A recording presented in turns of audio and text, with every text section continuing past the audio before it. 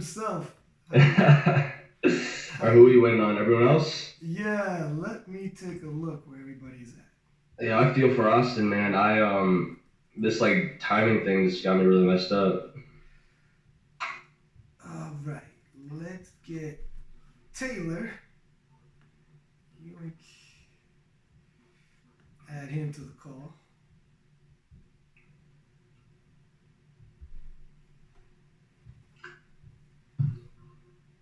Think he's gonna wear his medals this time?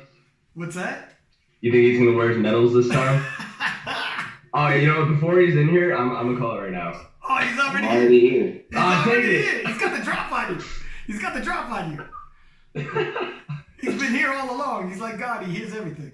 That would've been funny though. Part 2. Nah, no medals this time. Hey, how you been, man? This Feel time. good? I'm getting over a cold, so. Hey, dude. Don't expect the big energy. Hey, congratulations on the invite though. That's insane. That's awesome. I mean, it'd be kind of weird if you weren't there, but you know, still. Thank you, man. Damn, Hey, what's up, Seay? What is up, everybody? Seay is back. And so what was Austin's email that I gotta look up? And this is everybody here is gonna get it. Yeah, let's see. You just want me to say it? It says AJ Perkins 17. AJ Perkins 17, and then at gmail.com. All right, and anybody watching this is gonna be all over him. Send him dick pics and everything. AJ Perkins 17 Google. I think this is it. If it's not, we're getting a random Austin Perkins added to this. We'll get his input. Yeah, we'll just ask him what he thinks about the 74 battle. That's right. He doesn't even watch powerlifting. He's like, I think you guys are great. And there he is. We got him. There he is. Always late, man. Always late. I'm like, time zones confuse me, so I was like, oh, I'm good so far. I'm like, take a shit and take a nap. That'll be good. And then next thing you know, I see I blown up the message. I was like, wait, what? I thought it was. Yeah, you were shook when I called you, man. I was like, oh God. I thought it was 2 hours later. I was like, I'm fine.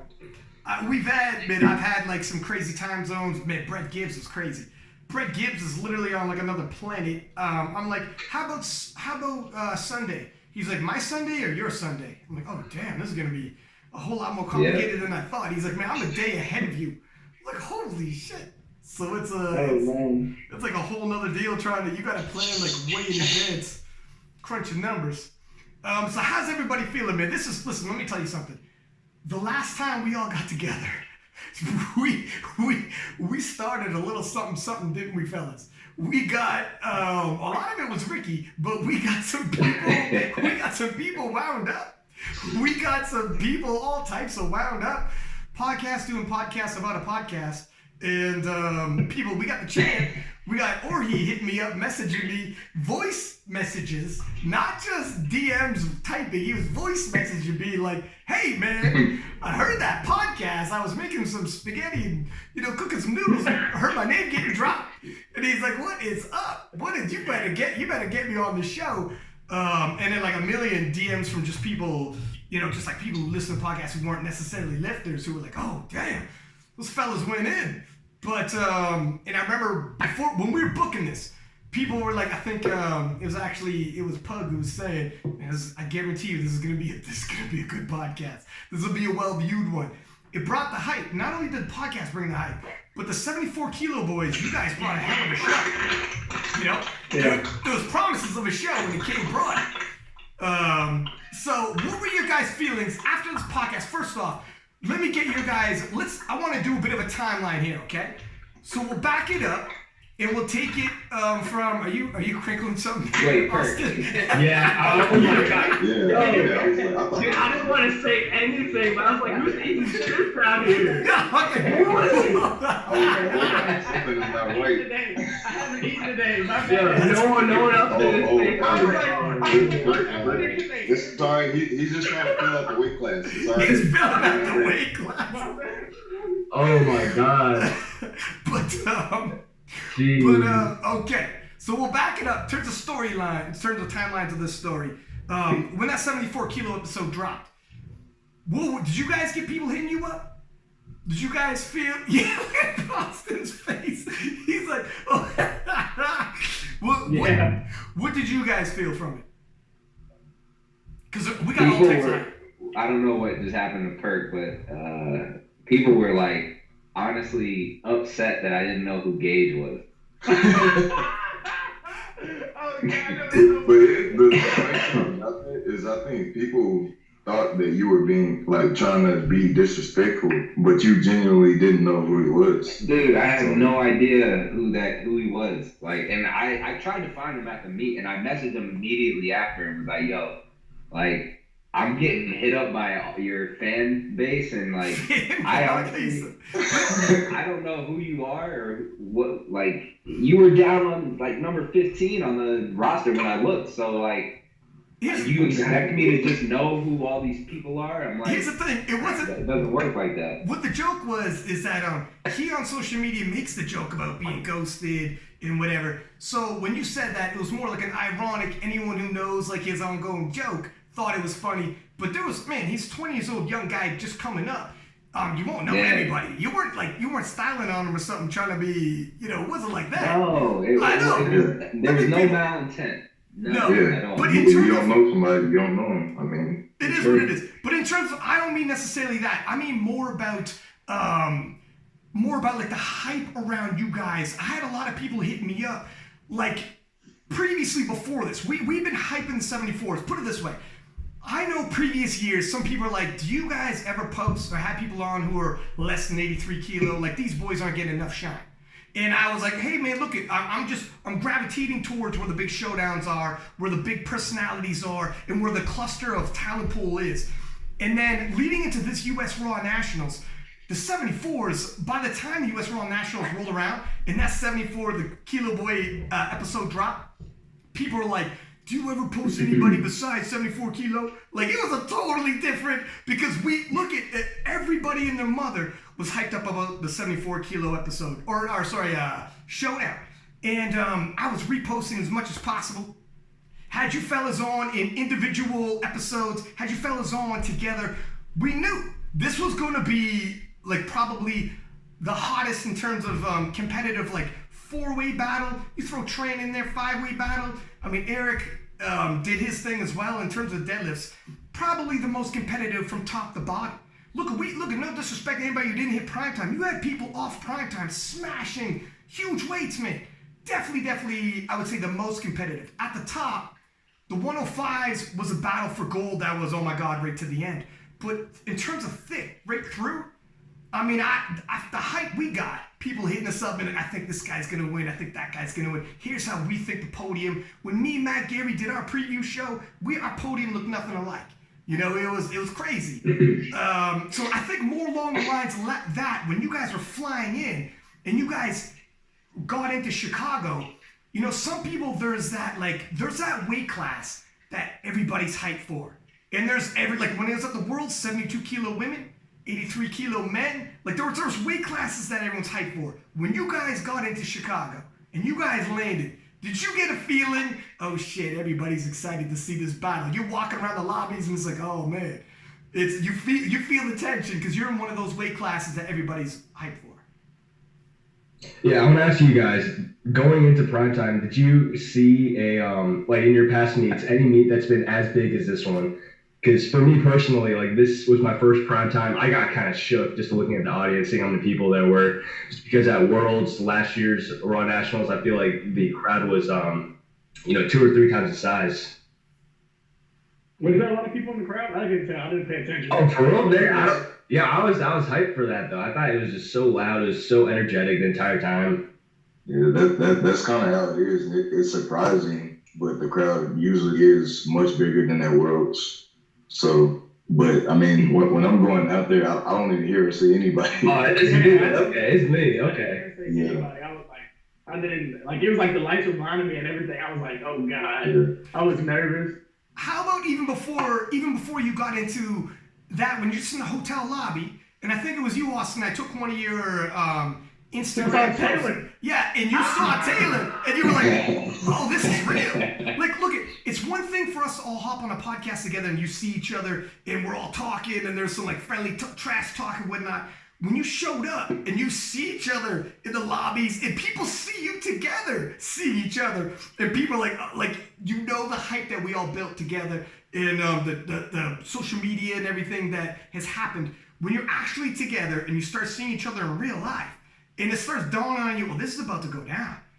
Did it start feeling a little bit? Was it exciting? Was it anxious? Was it holy smokes? And even, well, I want to get some of you fellas, and then we'll get Taylor, who's been to many nationals, won many national titles, if this felt a little different. But how about for you, Michael?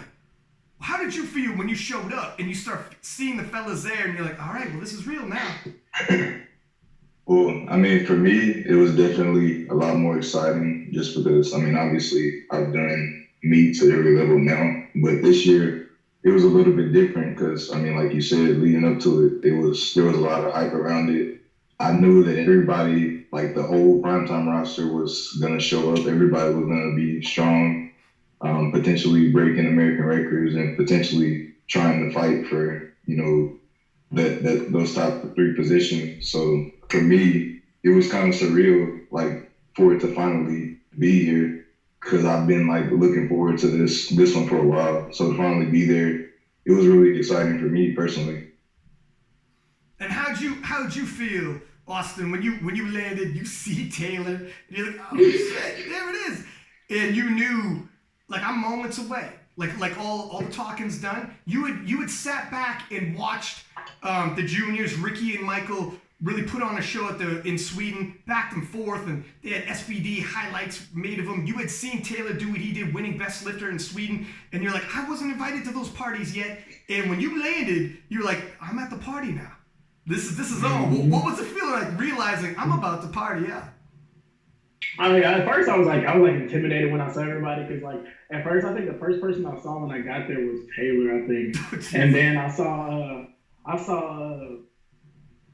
Richie, I saw Cho, and I was like, I didn't see him, but I saw him, like, I passed by, and he was like, oh, what's up, Austin? I was like, oh, kid. I was like, eye contact with him. I just kept walking out, and he was like, what's up, Austin? I was like, oh God. I was like, he's a 74, no. He's a 105. Ricky's a 105. I was like, but man, it was fun though. At first before I got there, I was intimidated, and I was like, this is my first Raw Nationals, and I thought it was gonna be a shit show. Honestly, I was gonna choke, but I think I did real good and stuff like that. When it got to the point where we were warming up and stuff like that, I was feeling it. Like, I know y'all saw me in the back moving around, bro. Like, I couldn't sit still.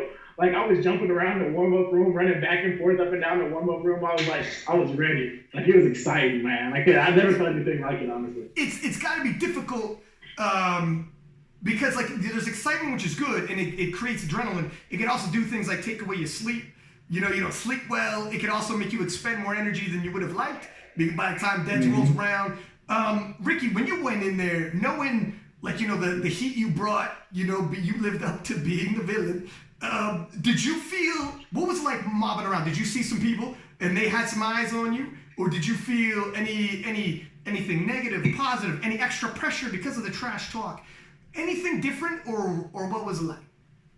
I mean, going into the meet, I was very excited. I, regardless of how I placed, I wasn't really like too mindful of that, right? As long as I just did better than how I did at Worlds, that's my only concern, right? Like going in there, I could definitely see that there were quite a few people that definitely did not like me. Not in terms of like the primetime guys, but just people in the crowd, man. I'm not sure if you guys heard, but like when I lifted at certain points, I heard boos. Yeah, and I was like, okay, all right, like I'll take it, whatever. It's not a big deal. But I mean, I don't know about you guys, but this is probably the first meet where I have been this excited after competing, right? In terms of just like, I don't know, man. I feel like this is like a big stepping stone for powerlifting in terms of I've never seen anything like that in terms of the crowd, the setup, everything. So I'm very excited right now. Look, here's the worst thing you can have, and I get people all the time being like, why doesn't this weight class get more love, or that this federation, this lifter? And I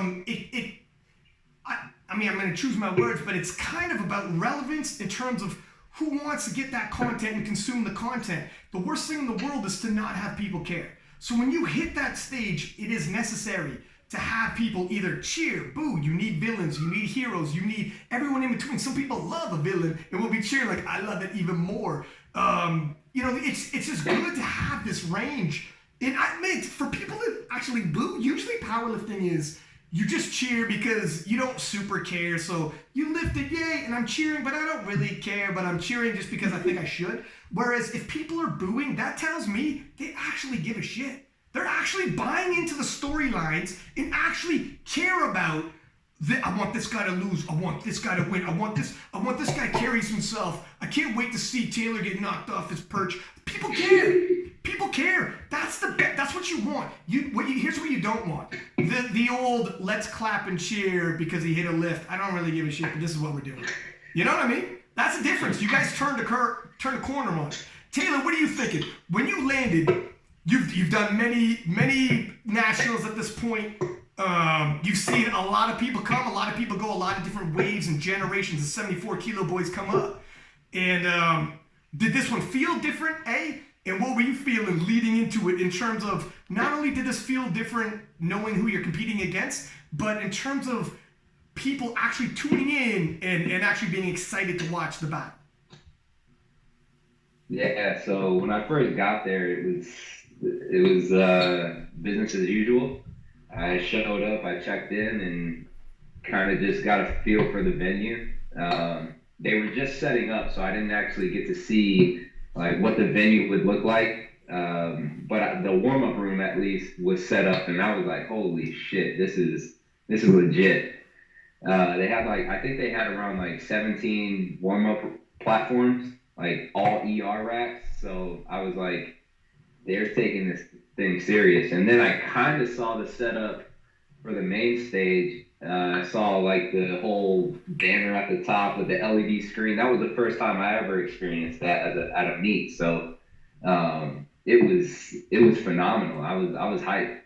And what Ricky was saying before, for the crowd and stuff, I hate not lifting in front of I personally, the reason why I didn't like Belarus so much, not just because it's Belarus, but the arena itself, we lifted at 8 a.m., 9 a.m., and there was no one there. And it was just you could hear fucking crickets.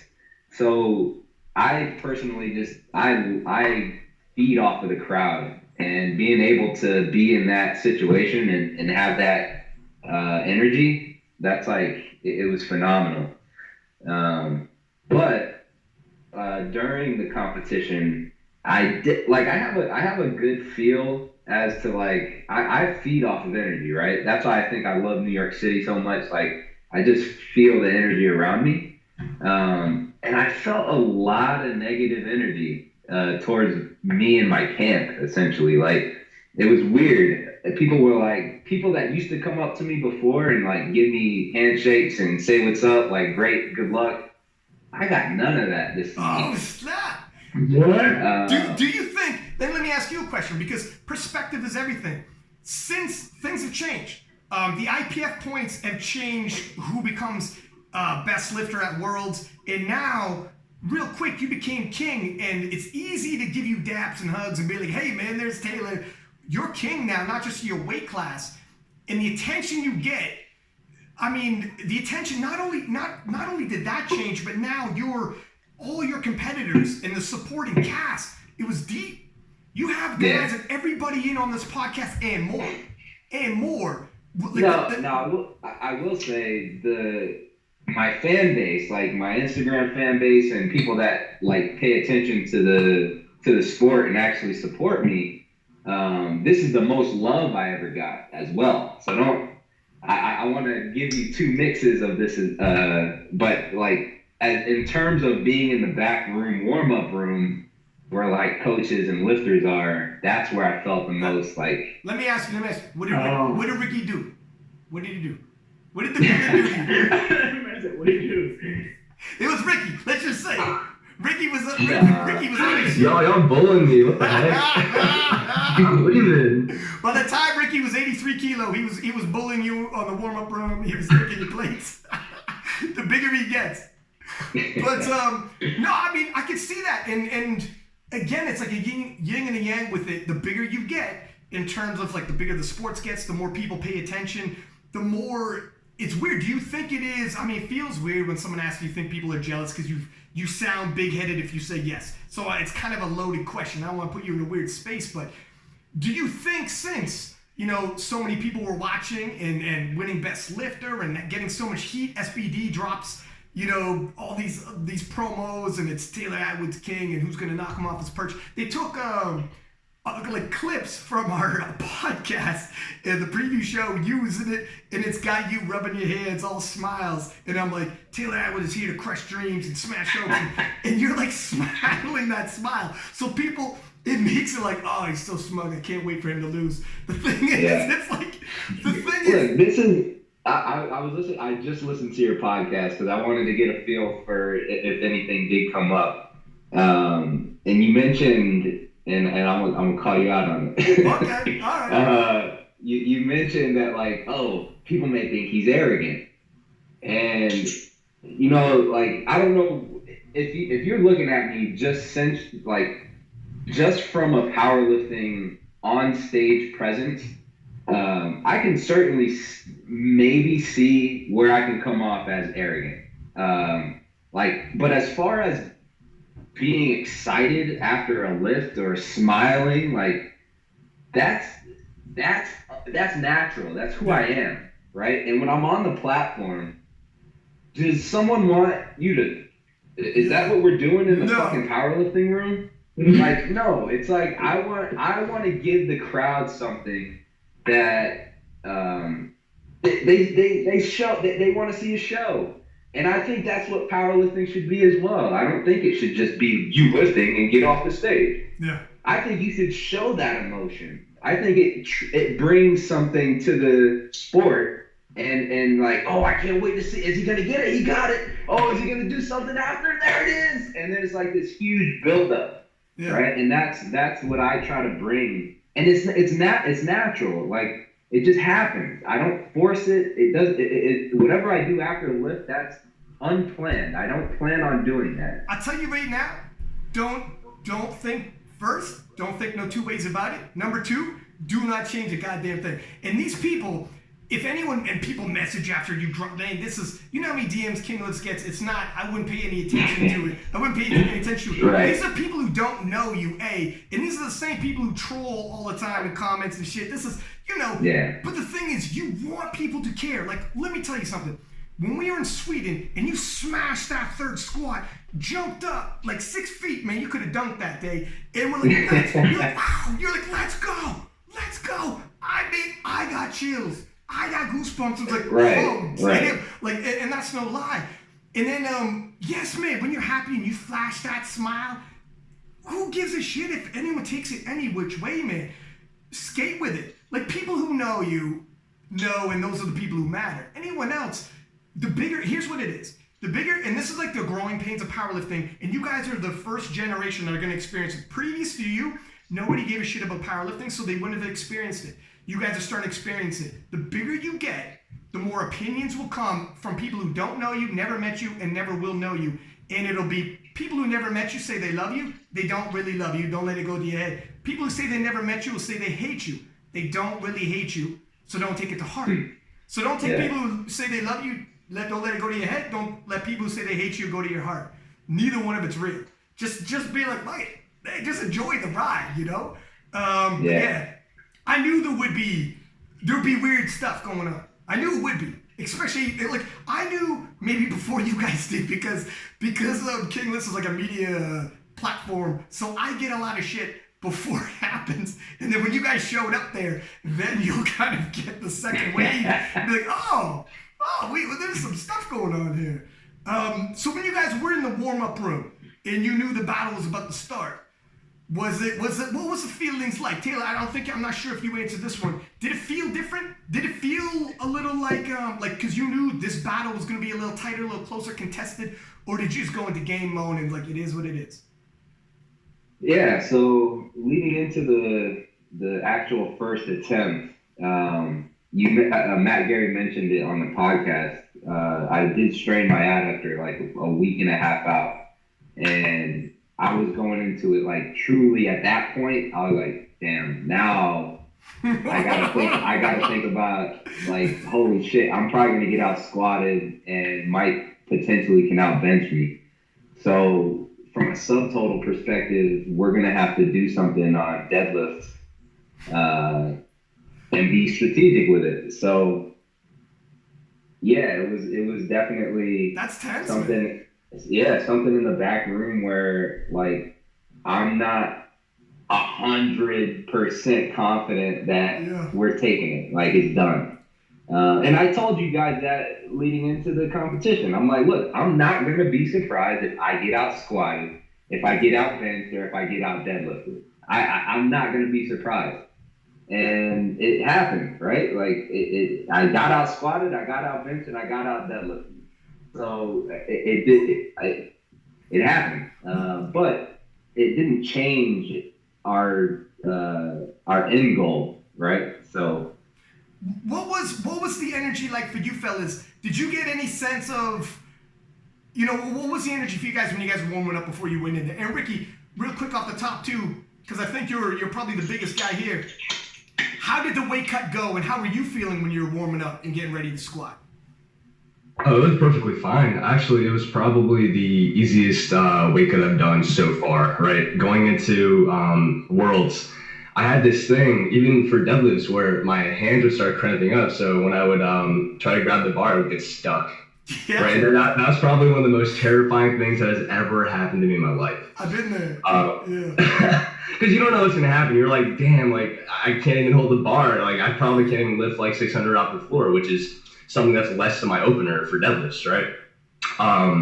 But I mean, yeah, it wasn't too bad. I'm planning on lowering my weight a little bit further just because I think it's great. It's amazing lifting as an 80 kg lifter for deadlifts, but it comes with a lot of inconsistencies, right? And it's something that I personally can't gauge.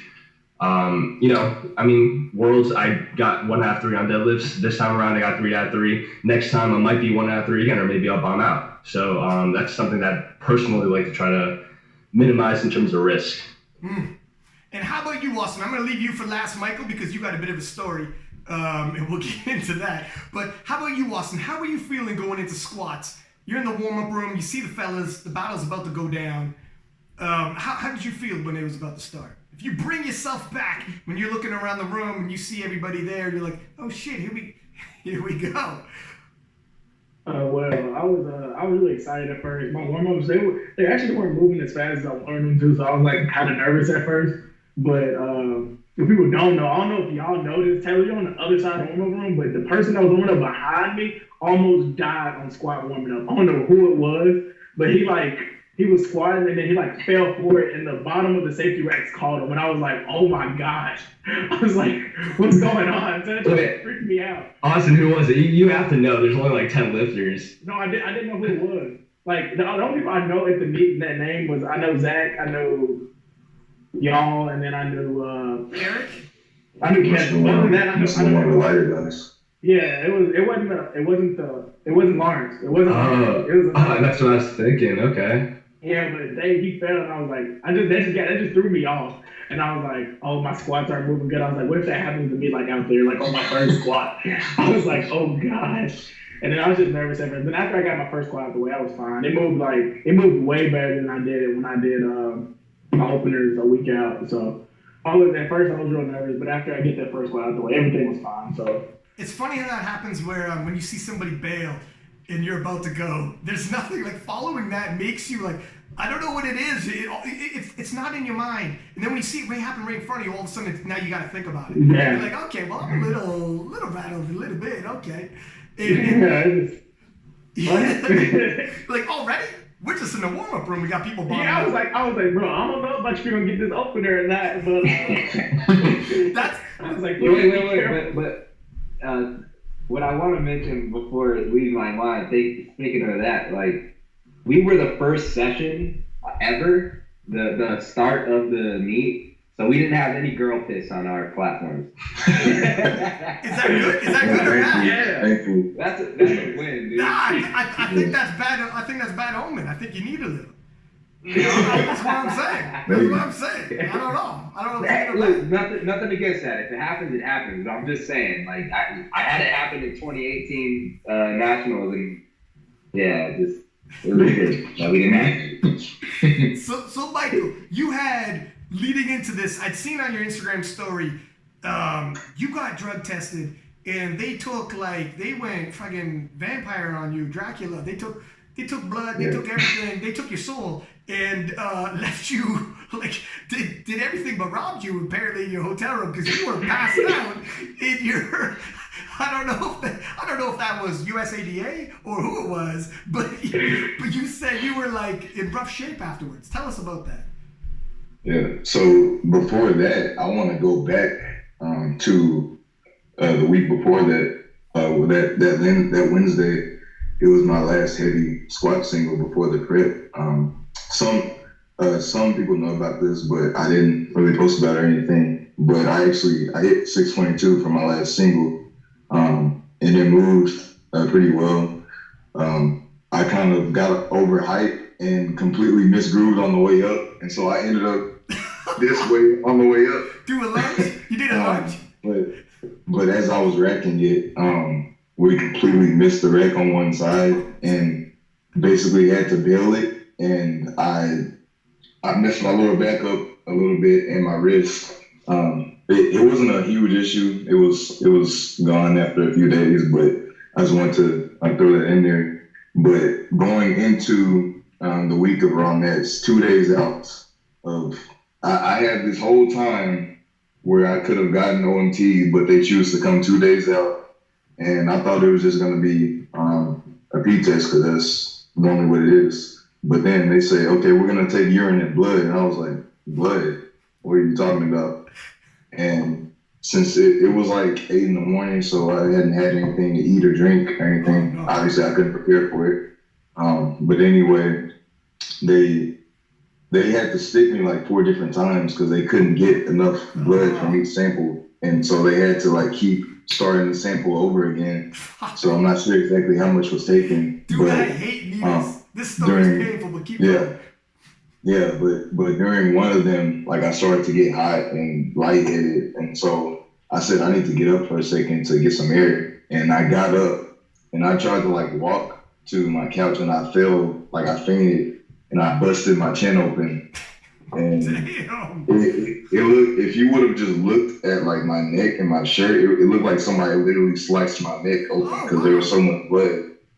Could they take it from your chin? Say it again. Could they take the blood from your chin? They probably there was probably more than enough for them to take it. They put a cup under your chin. They're like, hold still, young man. Hold still. We got one. We got a vein here. Yeah, but they finished up afterwards, and then I went and got stitches in my chin, so my chin was busted up. So I mean, I felt fine. We can get into what happened later on. Yeah, we'll go along the timeline. But yeah.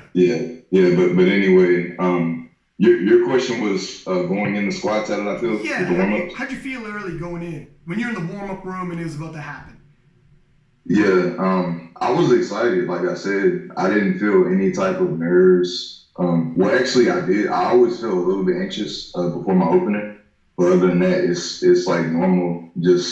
I'm normally during my squat warm-ups, I'm normally pretty quiet to myself. I just listen to my music and just get in the zone or whatever.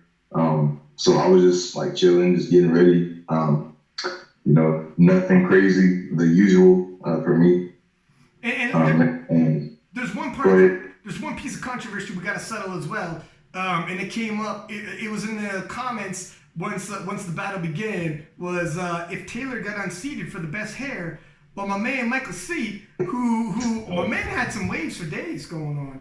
Taylor, I'm sorry, but I think I won. Can I say something? I had the best wave this time around. Can I say something? I got in full-on arguments with people, and so I posted the question, like, who had the better hair? And I think it was Russell who hit me up, and there's a couple dudes who hit me up, but Russell's like, listen to me, my friend.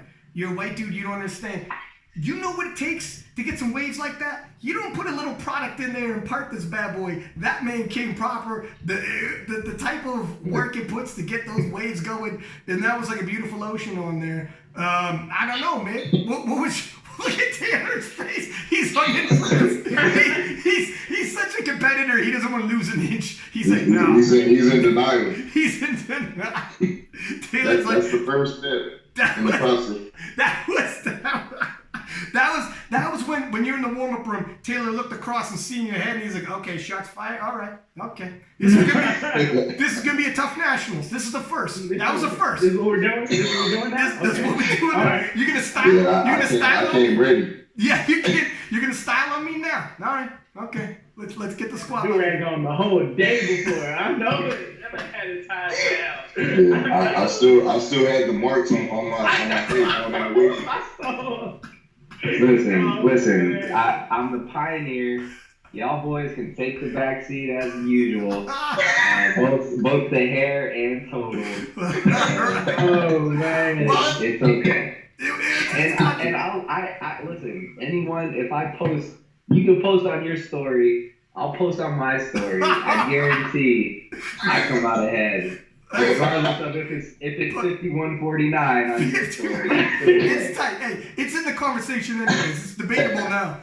All right. No, but he did. I told you he has waves for days, without a doubt. Man, look at this is treading on some embarrassing shit. But we had between a bunch of like people like insiders will say, I don't want to drop names, but there's like a group chat on Facebook. We had like a fantasy pool with U.S. Raw Nationals. I shit you not, man. People took snapshots and posted inside. I'm like, who's got the better hair? I don't know, man. And it was side by side. It was tight race. We got into an ugly debate, and I lost friends that day. So I don't want to go through this again. I don't want to go through this again. But so the squats started. You guys are smashing squats, okay? How did you guys feel, Austin? Austin and Michael, you guys surprised a lot of people. I don't know if you guys, I don't know if the comments stay up in terms of the YouTube, but people were like, holy shit. This was a tight battle right from the start, not like any other years. And Taylor could probably attest in terms of previous, like Taylor's a phenomenal squatter, obviously.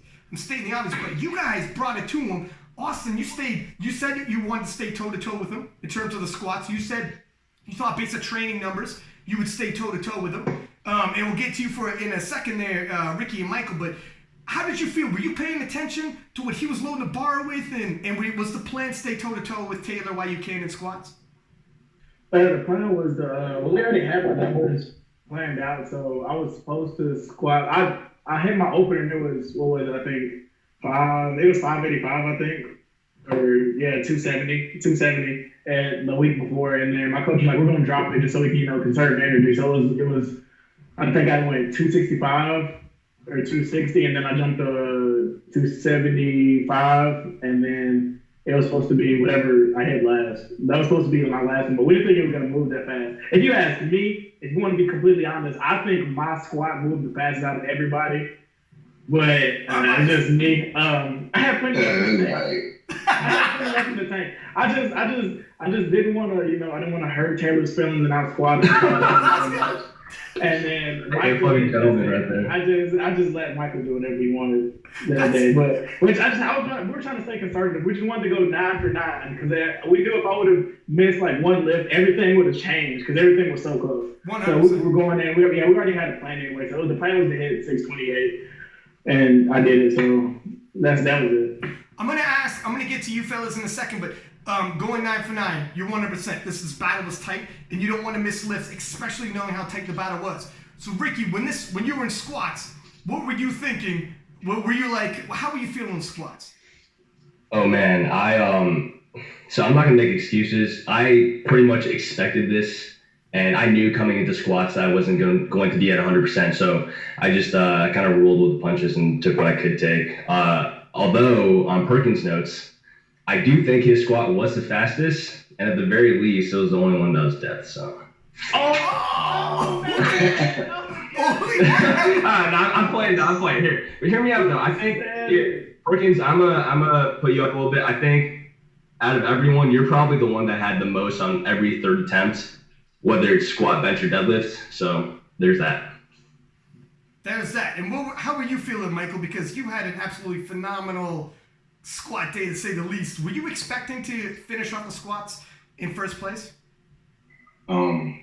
Honestly, I was expecting to at the very least match what Taylor hit, which that wasn't necessarily the plan to specifically match what he hit or to beat what he hit, but I knew based off of how my squat peaks and what I hit for the last week that I would be good for around 290 to 292.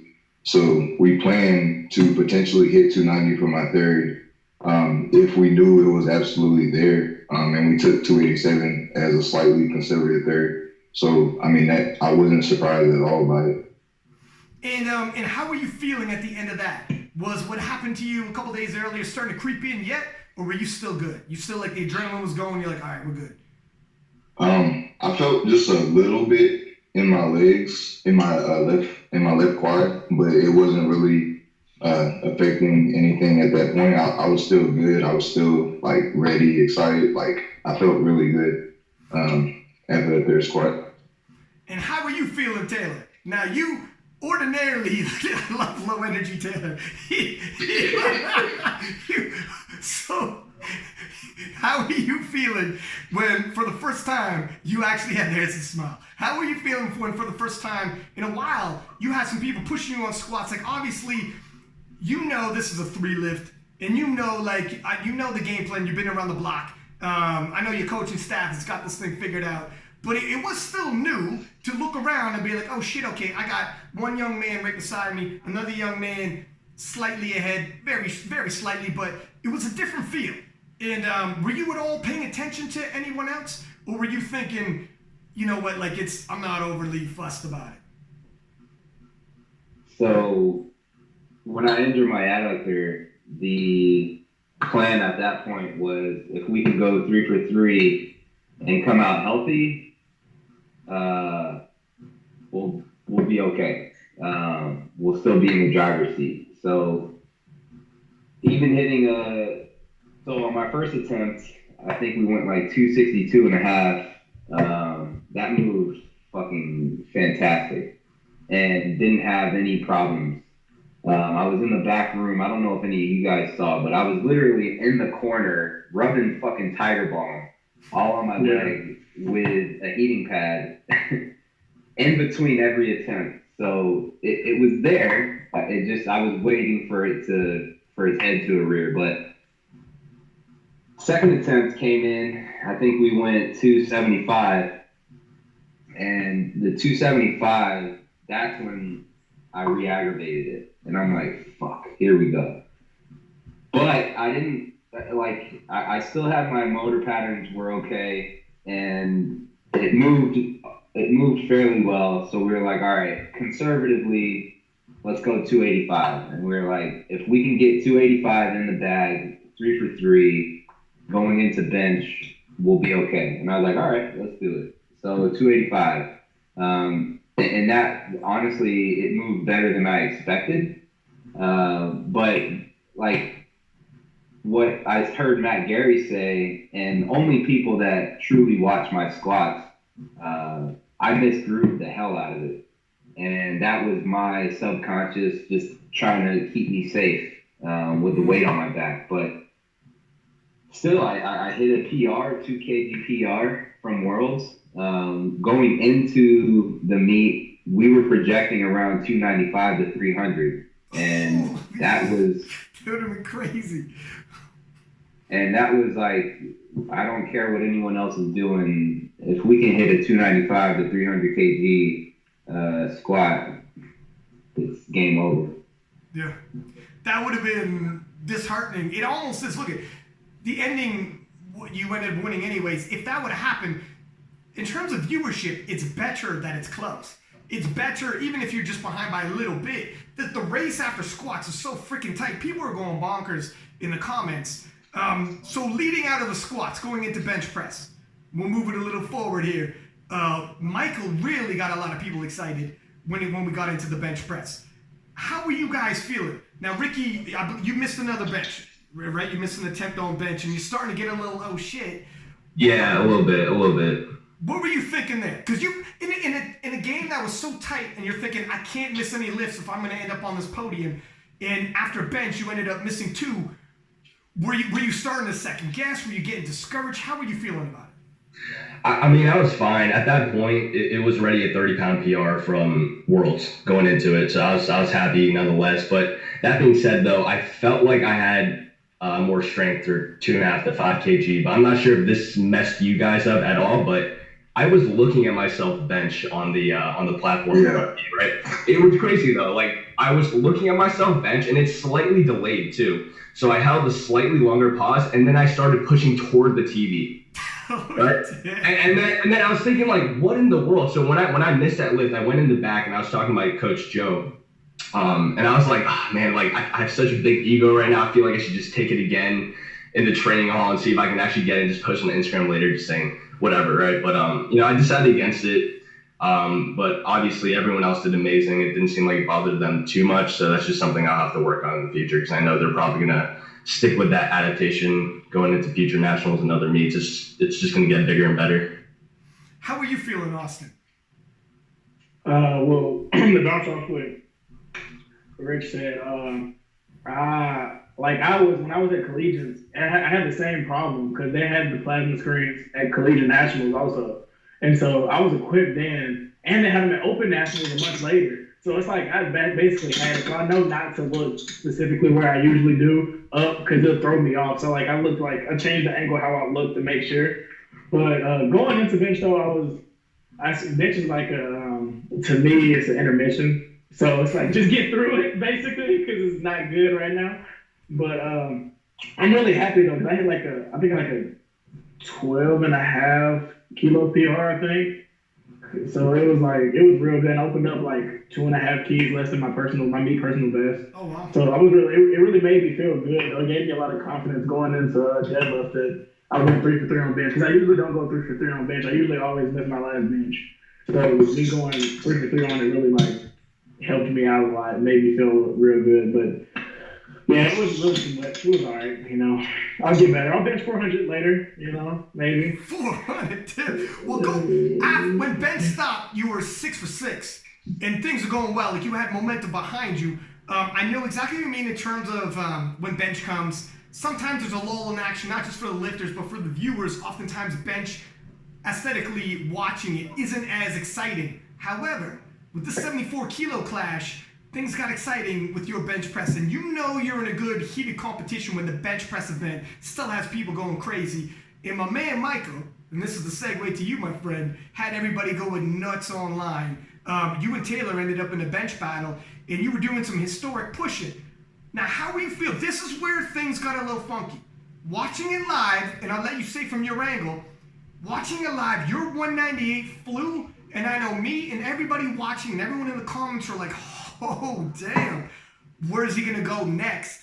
And it looked like, sky was the limit. It looked like there was no slowing down on you. When it came up, 2 kilo, everyone was surprised. A 2 kilo jump seemed very conservative, given how 198 moved. And then B, we knew something was wrong when that 2 kilo jump broke the bank and you hobbled off the platform. So what happened there when the bench started? Because this is kind of where things started unraveling. It hit a high, but it started unraveling a little. So we'll start with my opener. It was 190 kilos, which that already matched my meet best. And I feel great about bench. Like, bench has been my lift, but especially this time around, I think I could have for sure hit 207 to 210 on the day had things gone 100%. So I smoked my opener, but then I started to feel some cramping in my hands, something similar to what Ricky was talking about earlier, where I was struggling to keep my hands open, and they like my hands and fingers kept seizing. and then it started to go down my forearms to my triceps. So basically, my whole upper body just started to cramp up. So we took a conservative 8 kilo jump from my second to 198, which we did that in order to. I can't remember exactly what the rule is, but something about since it's an American record, if you have the chip on there, then Taylor would have to go an extra 2.5. So you'd have to ask Matt Gary or somebody about the rule. But anyway, took 198 for the second. It still moved well, but the cramping started to get a lot worse and a lot harder to manage. And so Matt Gary talked about this a little bit on the preview show, where we actually timed out of putting in my third attempt, and that was because we were back there trying to figure out like what was I going to do, because I'm back there like foam rolling and doing everything I can to try to get back to normal. And so by that time we couldn't put in the third in time, so they just went up to 200, which obviously that was too much anyway, because at that point I couldn't produce any force with my triceps off my chest. So that's why I got stapled by only 2 kilos more than what I smoked on my second. So, I mean, I was disappointed, but at the same time, I couldn't be mad at that, because that's still an 8 kilo bench PR with a lot in the tank. So it was bittersweet for me. At this point, everybody's going wild because you hit like American record squat, American record bench press, got a crazy subtotal going. But there was a little concern when that happened on the third. And when you left the platform, you're riding a high because of the subtotal is crazy. You're in the best possible position you could have asked to be in.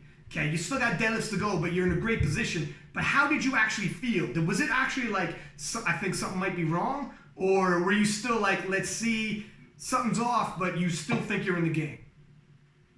Yeah, I mean, I was starting to get worried because, like I said, it started to spread through my entire upper body, and then it went down to my lower body. But at that moment, I was like, man, I gotta like figure something out. I gotta like do what I have to do to finish this meet. Even if I could only pull my opener, like I wanted to do something.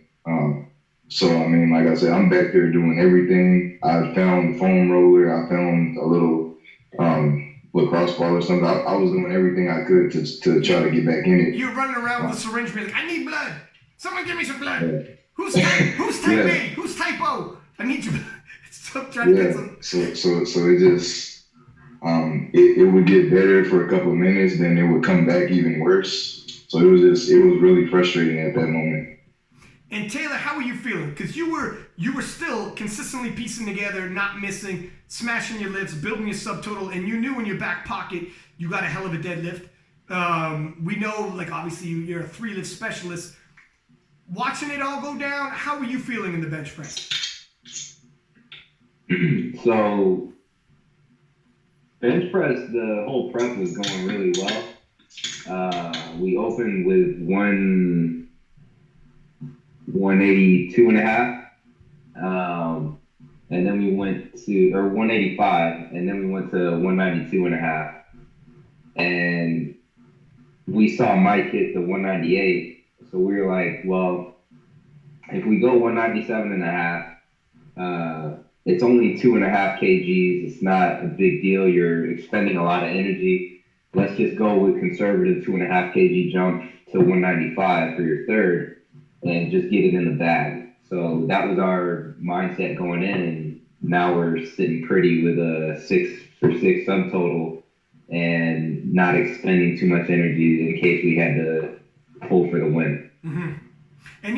And the fellas you're talking about are the strength guys who were with you in Sweden, been with you for years, so you kind of know. I mean, was this going as planned? You knew there would be certain people hitting big, like subtotals, deadlifts, etc., and just go 6 for 6, like you had said. If somebody surpasses by a few kilo on squat, a few kilo on bench, it's okay, just hold form. Because the big thing is, if you lift with ego and you're like, I got to take it all. I need the biggest squat of the day. I need the biggest bench of the day. That's when you overextend. And it's kind of like a move that someone with less experience might make. You start missing lifts. And they kind of needed you to do that. Like the fellas were saying in the preview show, we need to gang up on Taylor and have him having want to chase. Oh, you squatted this, I'll squat that. Oh, you bench this, I'll bench. I don't want to give anything. And if they can make you fight them all at once, oh shit, Taylor's gonna start missing lifts. But if you were like, I'm gonna stay in the pocket, go 6 for 6, by the time deads rolls around, if you keep the dead there, it starts getting harder and harder, right?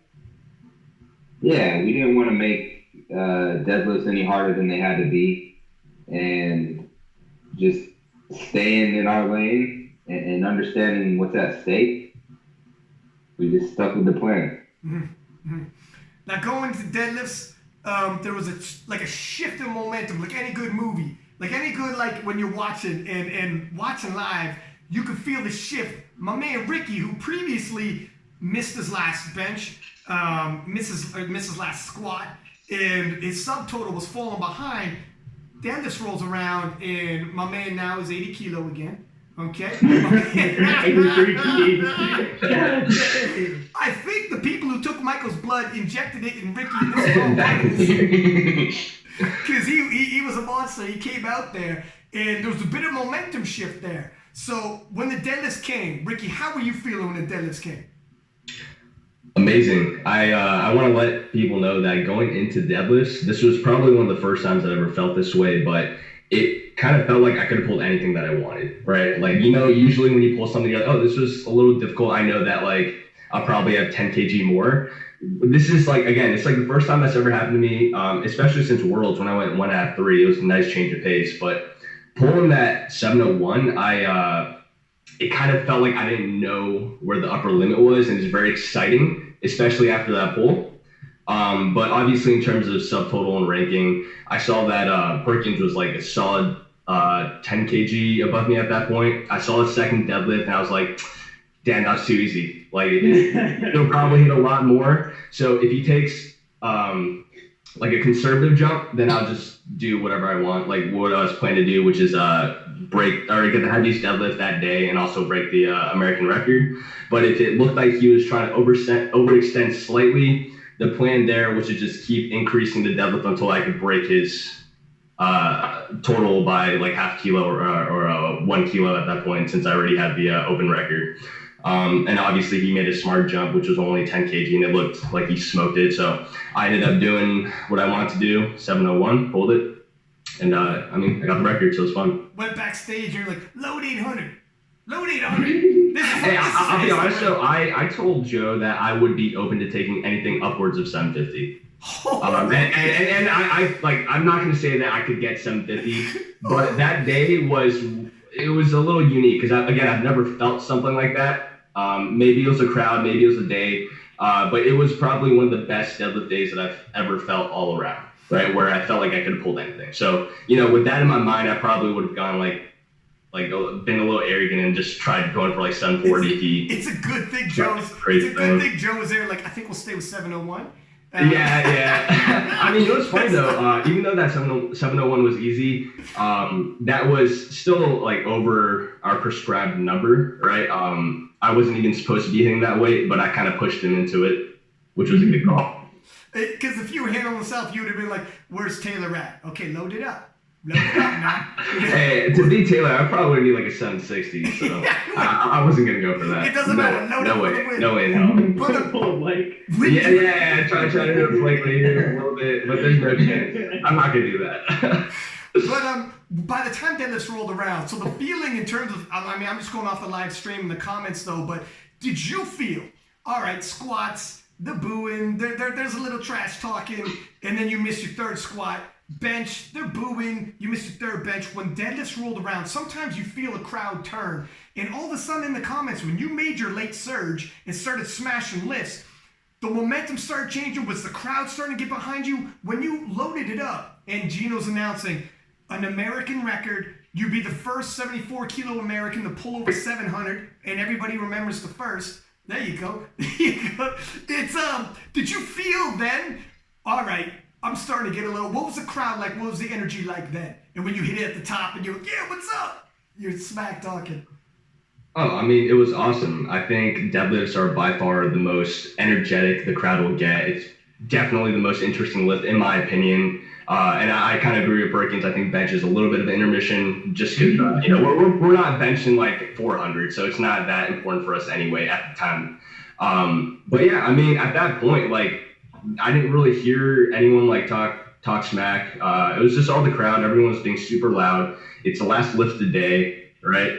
Yeah. Last successful attempt of the day. Yeah. And yeah, I mean, that's what happens. It was lit. Like, it was probably one of the funnest and best experiences I've had so far in powerlifting. You can win a crowd over. Here's one thing about a live crowd. I've done like crowds in terms of like motivational speaking and shit like that. And you could how it starts off, and sometimes you could get rattled, isn't always the way it's going to finish when you have a crowd with you. You can win a crowd over in all things, and you see it in sports all the time. If you guys watch boxing or MMA, dude comes out, everybody's booing him. By the time he shows a lot of heart and character and has a rough start and rallies back, and people start identifying with that, and you end off pulling with an American record, first one to pull over 700. Oh, and by the way, you snag yourself a bronze medal, end up on the podium, and it's one of those comeback stories. It's hard not to be watching that and be like, all right, okay. That was good. Like, you got to admit, you can feel that shift, and you're almost not human to be like, all right, that was a good ending. No, absolutely. And not only that, but, I feel like most people understand, like, the circumstances that we're in, right? Whether it's, like, smack talking, it's all a joke. So, there's, like, a few haters, right? But for the most part, the vast majority of the crowd was just on everyone's side. They didn't really care who was, like, winning, whatever. They were just a fan of powerlifting in general, which I loved. Yeah. Now, talking about the deadlifts, Perkins, when you were in the deadlifts, man, you had talk about showman and winning over the crowd. You were fucking styling on people. Like, you had so much flair. I remember when you would hit a deadlift, like, with ease, like, smash your deadlifts, like step back and unclasp the belt and was like, you were that dude, man. You were that dude that everyone was like, oh my God, you were in your world, in your element. In terms of like, the older you get in life, sometimes you're like, I wish I was in the moment, just appreciated and enjoyed the moment. Because this shit comes and goes. And you get all tense and anxiety beforehand because you care. It's a good thing. It means a moment's about to happen. And during it, sometimes you go into autopilot and you don't fully realize what's happening. And then afterwards, you look back and like, man, I kind of wish I was enjoying the moment a little more because I had how many people online, how many people live, and you look like you were all in that moment. I mean, you were like putting on a show there. How were you in the deadlifts? Walk us through it because you look like you were totally living it. Yeah, I was having fun, dude. I love deadlifts, bro. It's just fun. You go up there and just lift it. You don't have there's no start command, no squat command. It's like just go up there and do it. So you gotta have fun. So I was in there warming up, and I tell everybody this. I think I've said it on the show before. When I warm up foot grip until I usually get to 4 reps. I get to 4 reps and then I stop hook gripping. But I hook gripped almost every single one of my warm ups. So I was feeling good. Like, I was like, I'm amazing. It's feeling good. I felt like what Richie said. I feel like I could pull anything that day, honestly. Like, it was great. So I went out and I hit my first one. And that was the first time I ever opened up with over 270, with over 272 and a half. I think I pulled, 275 for my opener. And it flew, and I was surprised. I was like, oh, it's a Stony all over again. I was like, it's feeling good. Then I get my second deadlift, and I was like, that moved incredibly too fast. And then we get to my last one, and he asked me, and he was like, what do you want to do? Like, do you want to go and put something on, or do you want to play conservative? And my coach is Tim Anderson. He won 2019 Coach of the Year. So he's smart with numbers. Like, he knew all the numbers I needed to call and what I needed to do and what I could do. And so I hit my last deadlift, and I was really surprised that it moved as fast as it did because last time I pulled 2.5 keys more and I hurt my back doing it. And so this time, like, it flew, and I didn't hurt anything. I felt good after, so I was like, I could have pulled more than 320 today. Like, yeah. I was feeling it. Like Ricky said, they wanted you to feel that and actually go for it. And like your handler probably was saying, we don't need let's not. Yeah. You open that door. He was like, we don't need it. There's no point. He was you open that door. Let's just go 9 for 9. You open that door, Ricky's running through it. He's watching. He's like, yeah, please load it as much as possible. It's one of those. That's why some people, when they're watching, they'll be like, oh, why didn't he go for this or go for that? Because it looked like he had a little more in it. But I mean, all you guys have expert coaching who've been around the block, and it's like it's not about hitting PRs necessarily. When you start getting close to finishing off and totaling, you start looking behind you, in front of you, and if you have to defend your silver, you have to defend gold, you have to defend. You got to start thinking about that, because if you start lifting with ego and just be like, let's just go for PRs, everybody around you's like, all right, gamble, push your chips to the middle of the table, right? But yeah, I think that I had honestly with what Cho said, I agree. Like I had plenty in the tank on everything, so it was like he talked about before, like the sky's the limit, literally. Like I still don't know like my cap at all, and I'm like really excited to see how far it goes. It's hashtag no caps. Hashtag no caps. No caps. Hey, like the future. The future, man, it's bright. It's bright. So, Michael, so you obviously in the warm-up room, you could say what happened back there, but you came out and you decided, look, I'm just going to take the bar. It solidifies your bench. It solidifies your squat records. And if nothing else, what everybody was bummed out that you had to drop out, obviously. But in terms of the future, if we could segue off my man, dude, everybody left there being like, oh my God, because we seen your deadlift was all going up in training. Previously, you had said, look, my deadlift is a bit of an Achilles heel when it comes to my 3 lifts. My subtotal is huge, and no doubt, we've seen that. But almost because we didn't get to see where the dead was, it leaves so many people guessing. Oh my God, was he capable of 850? Nah, maybe. Maybe. You don't know. But it almost, in terms of a sequel, look, every good movie leaves people wanting more and be like, we demand a sequel. You know, when Perkins is smashing what he's doing, and these people like, man, he looks like he's got way more in the tank, but he's doing what he needs to do. And then people see your subtotal, and then you fall off on the deadlifts, and you step away without showing your dead. And everyone had seen how much hard work you've done on your deadlift, and we'd seen what you've been deadlifting and training, and people are like, oh man, we got to see this young man come back. And then obviously Ricky, who did a steam through in the terms of deadlifts, first man over 700. And if he could go 3 for 3 in squat, if he can go 3 for 3 in bench, now you start adding up kilos. It's not the worst thing in the world to have people wanting more. I mean, I think the 74 kilo clash at the next US Raw Nationals is going to be absolutely insane, especially considering you guys are all like in your early 20s. My man is just out of his teens, and I can't wrap my head around that. So the future looks bright. And I'm dropping tons of puns and wordplay here. But what are you thinking, Michael? What, in terms of how you felt back there, you were telling me it hit in the warm-up and you're like, that's a wrap. We can't do it. Yeah, so it was definitely really, really frustrating for me. Really disappointing, because going into this one, this is easily the best, the most consistent that my deadlifts have ever been. I posted my last heavy single, which was 290 kilos. Oh, what just happened? Ricky Bounce. He didn't want to hear it. He ain't trying to hear that. He's like, I don't want to hear your excuses, see? I don't want to hear your excuses. He bounced.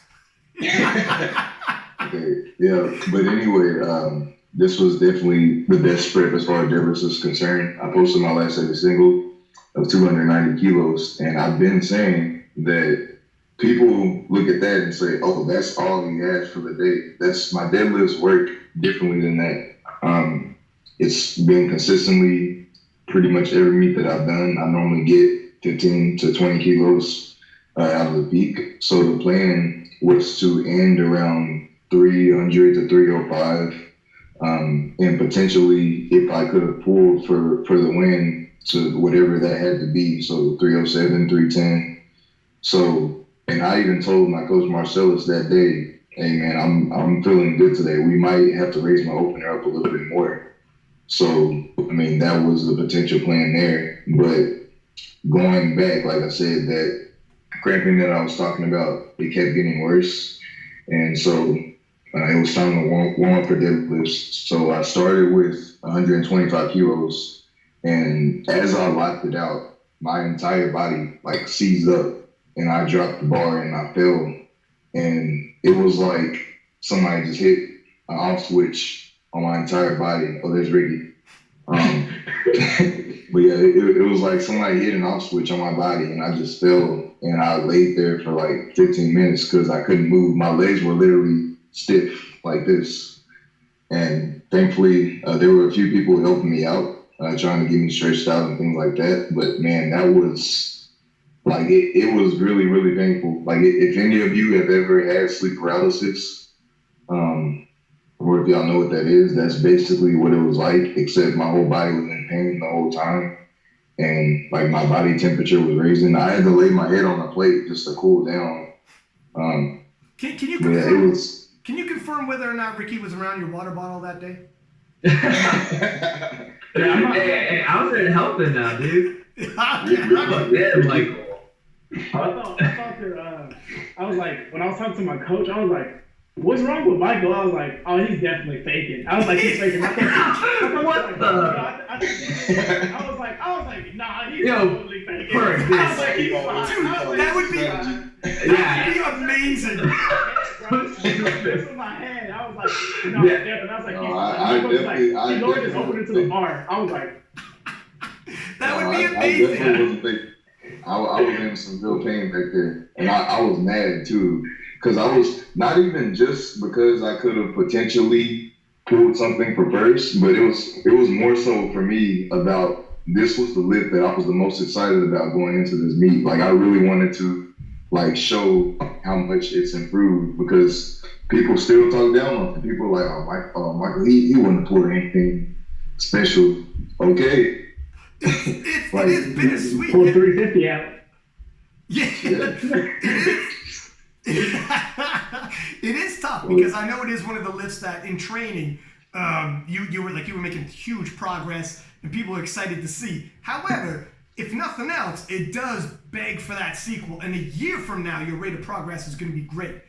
So I mean, all is not lost, but I get you, man. It's got to be tough. At least you got out there, even pulling that empty bar was tough for you. It was total stiff-legged in pain too. So people knew it was bad, but you at least solidified because you did that, your records. If anyone listening doesn't know, you cannot bomb out and still keep your records. You lose them all. And I've seen Disaster Strike. Maria T, Canada's golden child, in 2016 broke a world record in squat, ended up bombing out in deadlifts. Not only she bombed out of the meet, but loses a world record. That is hard to swallow. So yeah, it's a good thing you at least got that out the way. Taylor, how about you, my man? So you had been obviously in the subtotal.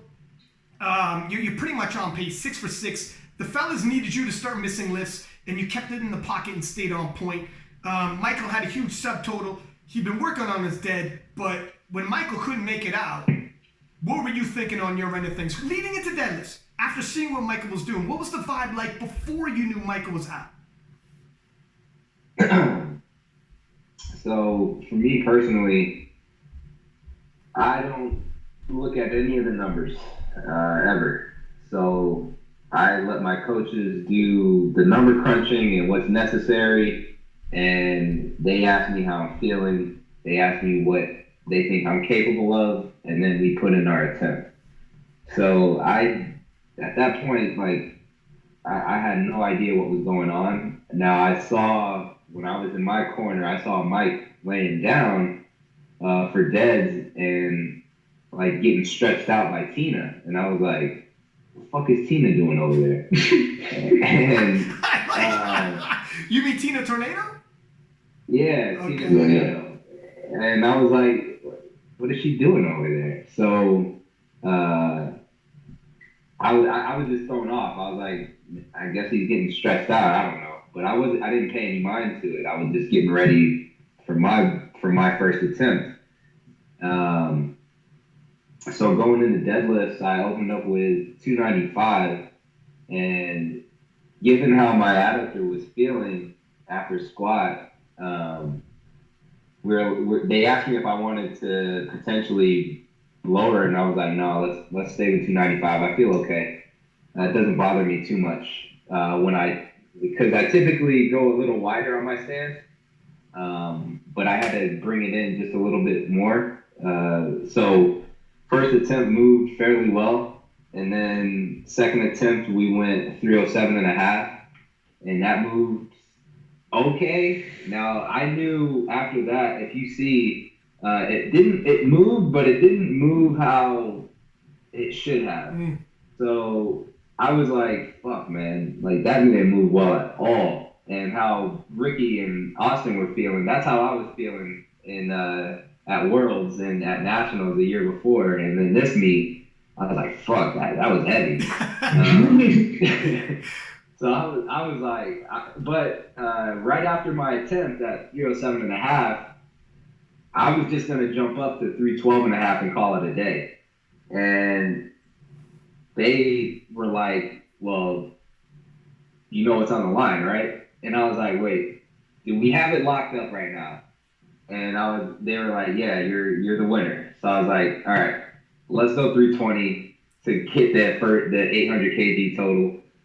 And Ryan, you were the first person that I sent the 318 to. Yeah, you were. That was 2 weeks out. I kept it to myself, didn't I, Champ? You did. I appreciate you. I was tempted to repost that though. What kind of a dick would I be if I reposted? 2 weeks out before the adductor strain, I hit 318 in the gym.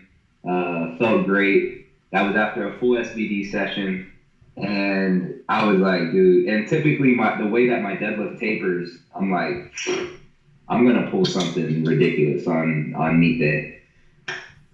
So I sent it immediately because this was right after our podcast, fellas, and I was like, yo, I know these guys think that they're gonna beat me. But the way that I pulled this and typically how I taper, I was like, these guys they don't have a chance.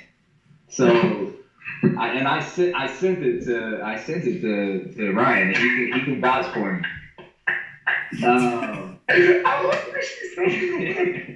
So I'm sitting there and I like as soon as I strain my adductor, I'm like, dude, fuck me. Like it doesn't hurt too much. On deadlift, but it hurts just enough to where I can't go my full stance. So going into my third deadlift and the way that my second deadlift moved, I was like, 320 could be there. It might not be, but fuck it, let's try it anyway because 800 kg, right? Mm. So I was like, the way 307.5 move, 12.5 kg, I was like, I feel confident. There's about a 70-30 chance that I get this. So I like the odds. But when I got out there, it broke the ground. It got to like my bottom of my knee, and then like my right chest just caved in and it cramped up, and I was like, fuck it. And I dropped it.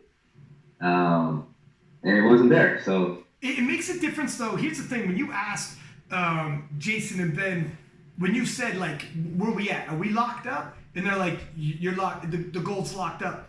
That's good and bad, right? Because obviously you want confirmation if you're like, all right, let's YOLO or not. That's an obvious question you want to ask. However, if it wasn't locked up and it was like, nah, man, you need this. We loaded the bar with the win. That's a whole nother, like, everyone's been in competitions where if you need it or if it's like, yeah, let's go YOLO and have some fun. It's different, right? Like when Ricky's pulling for bronze or whatever's happening, it's different when you need something and you have that adrenaline like, holy shit, man. And you're pacing and like, I want this, I need this. You start having that internal dialogue, start going back to the people back home and whatever the hell speech that your high school coach gave you, whatever it is that we all do, right? But when it's just kind of like, you got an abductor issue going on and you don't really need it, and you start pulling and something goes a little off, it's a lot tougher to hit those big numbers. You know what I mean? But it is what it is. Like, I'm glad you went for it because 800, we're all waiting still for that 800 and we're getting close now. So looking at the future, okay? And not just you, Austin, I mean literally the future, okay? What do you guys see happening here? Because honestly, if this was the ultimate preview, I mean, I think you guys gave 2020 is going to be absolutely fire. You guys are definitely, and it's not even just you. I mean, you got Tran, who didn't have the greatest of days, but I mean, he's just off the podium. Eric also had a monster deadlift, and he was just off the podium. Like these fellas, 1 through 10, no joke, 1 through 10, it's pretty stacked. what do you guys think the future looks like in 2020? We'll talk about the SPD Invitational in a hot minute because it's pretty cool that, how you guys feel about your man representing the 74 kilo boys.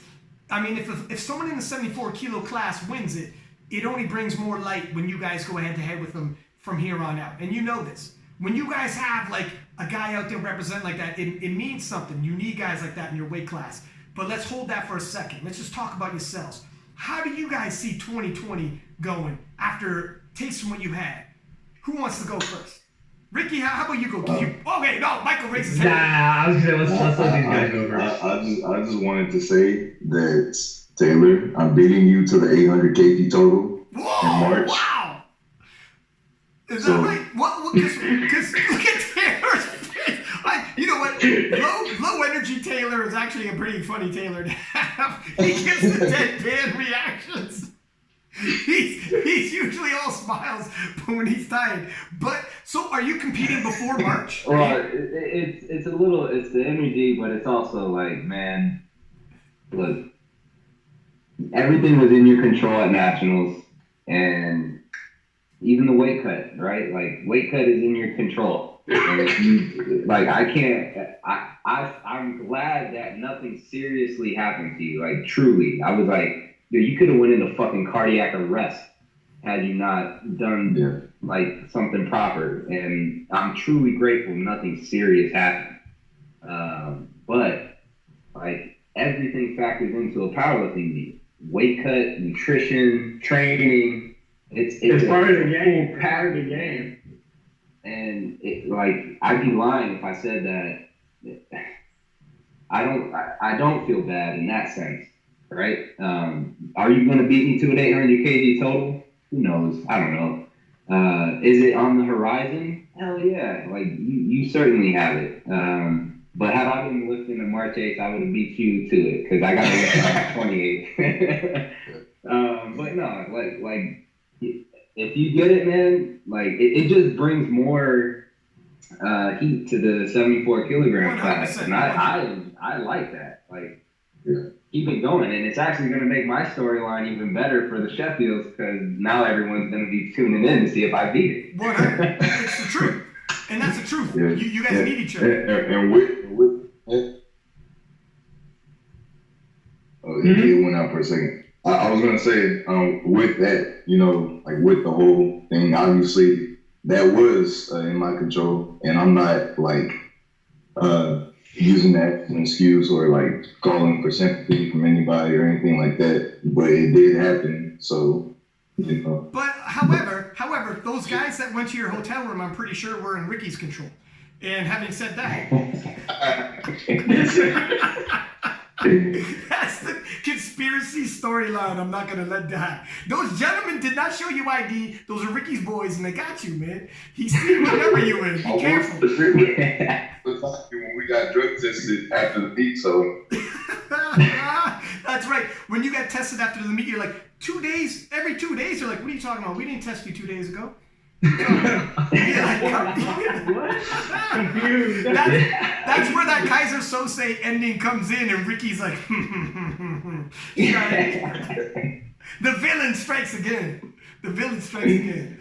What are you thinking, Ricky? I'm gonna get to you in a second, Austin. But what are you thinking about the future 2020? What are you expecting? For the guys or for myself? As a whole, for yourself and 74 kilo boys in whole. As a whole, I personally won't be competing seriously until next year's Raw Nationals. But my goals for the future right now are to get the untested deadlift record. Right, I'll be competing in a different federation for once. And for these guys, I'm gonna be 100% honest. I don't think anyone's going to get the 800 kg total until next year. I don't think it's gonna happen in March. I don't think. And like, this isn't like a diss or anything, just being 100% realistic. I think Michael and Taylor are obviously the closest, but they have their own problems when it comes to lifting, right? For Michael, I think he tends to gas out just a little bit early. And again, none of this is like just calling you guys out. I'm just analyzing it from my point of view. And then for someone like Taylor, I see that, this is like the first meet that he's ever been challenged, and this is probably the first meet that he hasn't PR'd on his total, right? So to me, that's saying something, right? Whether it's like we're actually putting pressure on him or, the progress will be slowing down.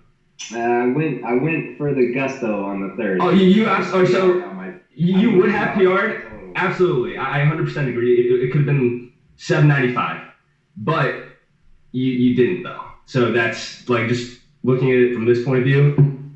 I feel like 800.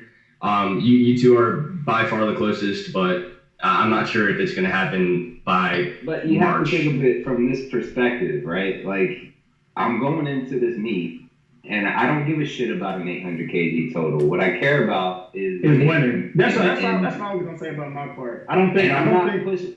Like, no, go ahead, Austin. Yeah, I don't think that Taylor or Michael will get either, but not because of like what they have, but it's like Michael's going to the Arnold and trying to hit it right, and you want to win, you want that money. So if it comes down to that point where there's no point in me trying to reach 800 kg total when a winning is on the line. 800 kg total will come sooner than later. It's gonna come. We all know it. I think that it's gonna be more than 3 because I'm gonna do it too. 800 kg total next Raw National. So I think that's gonna be the podium. The podium is gonna be 800 kg. Yeah, absolutely. But Perk, hear me out though. These guys are going to 2 separate meets. One's not going to Arnold. One's not going to Sheffield. So in terms of winning, right? I think, right? I mean, like Taylor, you're 20 IPF points above the next guy, right? It's going to be fairly hard to catch up. And honestly, you both will probably know if you're winning by your first deadlift attempts, right? Whether it's Arnold for 74 or Sheffield for IPF points, right? So to say that you guys aren't shooting for 800 kg total is like, fine, that's not your goal, that's not your priority, but when you know that you have the win, you're probably going to go for it, like just like you did for Raw National this year. Fair. Yeah. But I guess only time will tell, though. I mean, we'll have to fast forward because Taylor's been super close. It all depends. Here's the thing with powerlifting too. You got to be 100% that you hit that 800. In Sweden, Taylor was all cylinders firing. I mean, just any kind of pull or anything injury wise, that 800 is going to be real tough to hit. What about Raw Nationals next year? How hyped are you guys for that? And Taylor, are you looking at this like, oh damn, these fellas are catching up?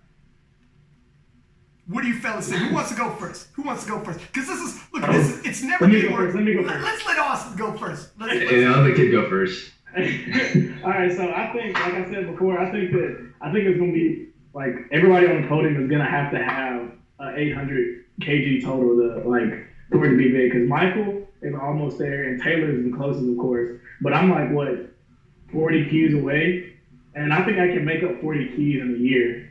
So I'm pretty sure. That's how I think. It's just keys. They're just numbers. They're just numbers, literally. So what are you thinking, Taylor? Why were you laughing at? You think 40 keys in a year? No, or what are you thinking? Was that me or? That was you, yeah. Because you laughed when he said 40 keys. Do you thinking top end it'll slow down, or what are you thinking? Well, I mean. I'll be right back, guys. I need to go get my laptop charger. Listen, like he's 20 years old and anything is possible. But 40 kgs within, I guess, what would it be, 10 months? Well, no, it'd be roughly a year. I don't know. Honestly, how much are you going to put on your squat and deadlift? Can I defend something for you, Austin? Go ahead. So, Austin, actually, everyone here outside of, including Taylor, actually, has put on at least 40 keys on their total every year, right? And we've been lifting for 2 years or more, right? Austin just came to the Raw. I increased my total by 40 keys while going 7 for 9 in 3 months. Right, I actually totaled 700 kg, going. Yeah, but you're starting from a lower base. Understandable, but it's consistent. You don't see any drop. It's been 40 kg per year, right? Whereas if it was starting from a very, very low base, let's say 600 kg, you would see a little bit of a taper, right? And honestly, truthfully, it's probably going to slow down. You're absolutely right. But at the time being, there is no evidence that's showing that any one of us four is slowing down. At least for the time being. And especially Austin being 20, just coming into Raw lifting, and I'm pretty sure you totaled more. Well, you increased it by like 20 kg between the span of the world. Yeah, and like I said, I think he's the one guy in here that has more potential in all three lifts when it came to this year's Raw Nationals. And don't forget, I'm eating into meats too. I'm still trying to work on that, bro. I'm working on it. I swear I am. Hey, you know what's funny though? I've actually seen people like eat. So again, this isn't to see. I feel like I've been upping you the entire time. People can eat into meats, and that doesn't necessarily mean they're going to get stronger. Like for me, for example, I feel like if I ate up to 83, right, and compete at 83, it would take me at least like 2 to 3 years to just be considered competitive, right? Like if Taylor went up to Taylor's a different story, but if you went up to 83, right, you would probably like it's not going to match up in terms of gains linearly.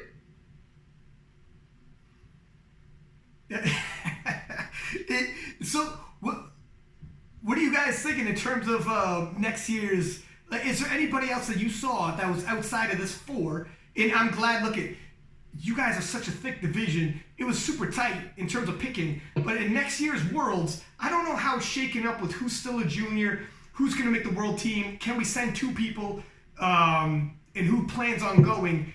Just to clarify, looking at Belarus, because some people are saying they're not going in a lot of the different weight classes. And some of you guys are still juniors. Who's going to be at the World Championships in Belarus? It would be me, right? Y'all ate it out, didn't y'all? Yeah, I mean, you got first. It would be me, and if we did take 2 people again, it'd be Kevin, right? Yeah. It more than likely will be 2 again. But I probably won't take it though. If Midland wins collegiates, I'll probably go to Dubai for the University Cup, honestly. Well, would you not want to go just because the Sheffield's going to be a yearly thing? Yeah. No, but because I feel like that's the one reason why I was chosen as the alternate. Oh, sorry, go on. Yeah, the Sheffield is only going to be for open though. I have no idea. Would you? Would they take 2? Is it possible? Because I know the way the team selection, some weight classes will take 2 lifters. And I don't know how it all shakes up. I think I probably should have asked Matt Gary. But does it look like they might be taking 272s in the open or no? 274s? 274s, I meant to say. Because Russ isn't going, right? Russ isn't going to Belarus. Russ right? isn't going. So there's. I think there's a good chance they could. I think you will too. Yeah. Actually. So, my man. It's like Austin. It's like, well. What do we have here? That open spot, you might reconsider. Unless. But realistically, open's going to be Taylor, and then if you decide to go to junior, you'd be the junior selection, and then if there is an alternate, considering the 74ers had like the highest IPF points out of like all the guys, regardless of weight classes, if you were chosen as an alternate, you'd probably go as both the junior open, or if you don't want to compete both days, then I would be chosen as an alternate for open. Yeah. Oh, yeah. Wow. Well, it looks like you've been thinking about this, Ricky. I actually, honestly, like, I wanted to mention this. How many of you guys think, outside of Taylor, like, think the Sheffield should have been based on, like, the formula? Was it not based on the formula? No, it's not. Which formula? What's the formula? The IPF formula. Just because I saw how competitive we were in the 74 and how much, how people were just attracted to our story. It was. That was another criteria. You had to have 700 IPF points. No, absolutely. But the thing is, like I mentioned this on my story, I think the Sheffield is just going to be between 3 people. I think what Ricky's saying is you have to win the world championship in your weight class and have 700 IPF points. So I think what Ricky's saying is, what if, all right, I didn't win the worlds, but I came in second behind Taylor, who not only won, oh, by the way, also got best lifter and beat everybody else. Could I, so I think that's what he was saying. Okay, so let's clarify here. After talking to Pete Spence, right, about the Sheffield, it's not just about, you have to have multiple people from multiple nations going to this. It's an international meet. It's not just, people keep calling me. Is that ESPN, man? Who is that? Is that your agent? It's Nike. But it's an international meet, and they want every nation represented. So it couldn't have just been a North America or U.S. meet. So we already have 4 representatives from the U.S. already, and they didn't want to bring any more U.S. Lifters, because then it just turns into another Raw Nationals, and who wants to watch another Raw Nationals? Yeah, I mean, I understand your point, but this is where that meet is inherently flawed. We already have a world competition between nations, right? For something with like considerably the biggest prize pool in powerlifting, and to just they're basing it off of World Championship, right? Like, who was at the World Championship putting up numbers? Is it from last year's Worlds, or is it this past year Worlds? I know, but then, like I said, there is a world competition, but why invite people that have absolutely no chance in winning? Right? That makes it less interesting. And if there's only 3 people in contention for first, right? Let's say one person has an injury or something, it just makes it less and less interesting, right? When C got injured right before deadlifts, right? That made the hype for deadlifts considerably lower until people start putting up heavier weight, right? And I think the same thing's going to happen. And if you're pursuing popularity in powerlifting, I feel you should go based on what makes it the most competitive rather than just letting someone in because, oh, we don't have this many people from this nation. I got you. I think I know what you're saying. What you're saying is, in terms of like amateur sport, like the Olympics, where every nation's represented and it's equal, dispersed throughout the world, we have that, and we have it at the Worlds, and the IPF Worlds is probably the biggest. Whereas this is more cash prize professional sport, so not amateur sport like the Olympics, but more professional sport where if you're from all one nation or it's a monopoly or whatever, not really the big choice. It's just, we just care who's the best facing the best for the biggest prize, and we care not to spread it out. So I get what you're saying, and you're saying if we're going in that route of viewership, want to get on ESPN, etc., maybe that's something to consider. And it's an argument in terms of we'll have to see how Sheffield. This is year 1 as well. I think they're looking at it. They have. I mean, we're not behind the scenes, so they have partners. They're partnering with the IPF, and they're talking to. I mean, there's a lot of stuff in the background. You have to, take a lot of people's considerations in mind, and it's. There's always more to it. And it is still year 1 as well. So we'll see how year 1 shakes up. If it's a battle and it's drama, or if it's a runaway victory and there's not as much drama. My man.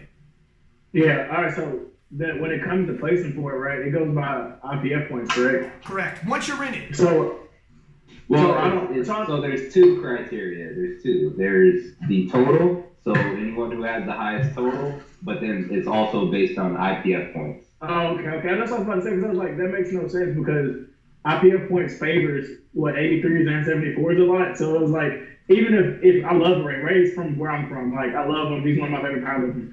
His IPF points are not going to be anywhere near yours. So I was that point would make no sense of him going.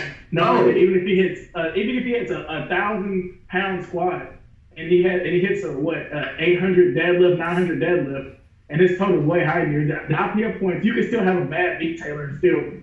I think someone did the calculation. He needed like a 1,300 or 1,400 kg total to beat me. That's insane. That's what I'm saying. Like, so that's what I was thinking. I was like, that makes no sense either.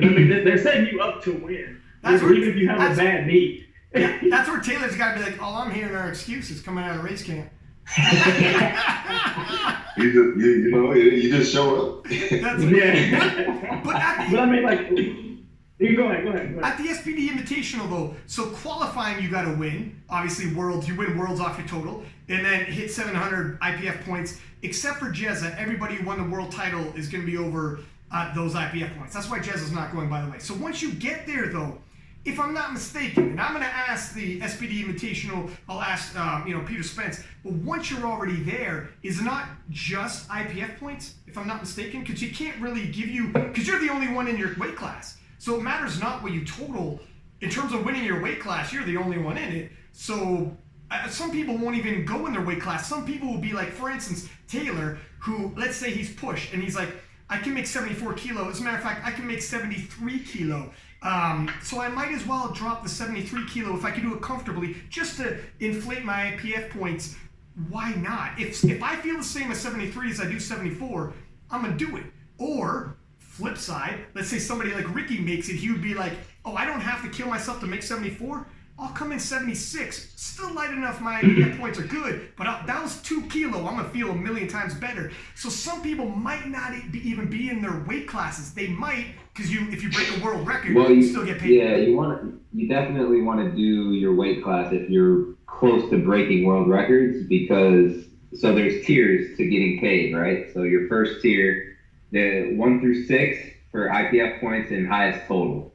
Right, that's the payout. So it'll be like 12.5K for first place, down to like 500 British pounds. So it is highest total as well. It is high. So Ray will collect a check, conceivably. So if you're trying to maximize the amount of money that you're trying to win at the meet, you want to break world records. So you break the squat, bench, deadlift, and total. And you have to do it in whatever weight class that is. So they're giving out payments for whoever breaks records? Right. But so what if you break more than one record? Like in the lift. You get, oh, yeah, that's a good question. I don't know. Like, do I get paid twice? Yes, that's what I'm saying. That's a good fucking question. Oh, I'm gonna ask. What was that question? I mean, because I brought that up. All you gotta do is just keep chipping. 2%, right? Yeah, what the heck? You mean exactly. Give me that shit. Listen. Give me that. We need all the chips. Give me all the shit. Dude, that's where, if you're somebody who's like, look, I don't think I'm in the running for winning this, but I'm right close to world records, every single squat is going to be chip, chip, chip, then I'm going to be eating. I'm opening up with the world record day. I don't care about that medal. Just give me the money. That's right. Because you're like, I'm not gonna IPF my points my way into it, but I'll eat all these chips up. Who knows the way it shakes up? It's going to be interesting. In terms of crowning the winner, so the highest total probably gets a check, but the winner is IPF points, right? Well, you said 12.5, right? There's two winners, right? So you can have the IPF points or the highest total, and you're still going to get paid that 12.5K. So when they crown a winner, it's not. So we got 2 winners. Yeah, there's no like overall Sheffield winner. Interesting. I kind of like that. In terms of payout. In terms of payout, yeah. I mean, you're getting paid for it though, so it's not. I know, but like I was under the assumption to be a massive prize pool. I was thinking that Taylor would come home with like 100K, right? Well, so you can potentially do that, right? But in reality, it's not going to happen. No, absolutely. Like you're not going to total more than Ray or any other. Anyone above you, you're not going to total in terms of weight, right? You speak blasphemy, sir. You speak blasphemy, sir. I mean, hey Ryan, I remember in your last podcast you said you put out a little poll to see what's better, right?